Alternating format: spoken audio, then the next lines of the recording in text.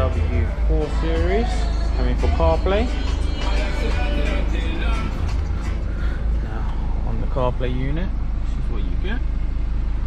So to go in and out of the menu, we're going to use this back button down here.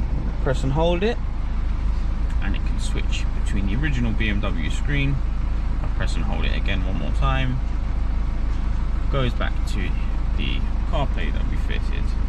So on here, if I press the menu in the bottom left, it gives me all of the menu and the apps that we can use. You have things such as Safari Maps, Google Maps, Waze, Spotify, Apple Music, numerous Apple CarPlay ready apps. Obviously on here, if you have anything that's messages or WhatsApp, it uses Siri to read the voice out to you or the text message, and you're using Siri again to respond back. Now, I'll show you on here, we've also fitted a reversing camera to this one as well. So now if I go into reverse, the reversing camera image comes up.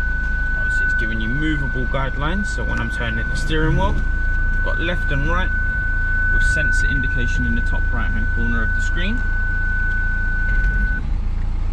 And we have all of this on here as well.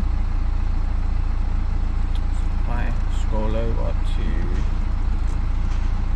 music, it gives you all of your recent playlists and stuff that you currently have on Spotify. If I go to what's currently playing, and it works all through the original steering wheel. So if I do volume up, volume down as well.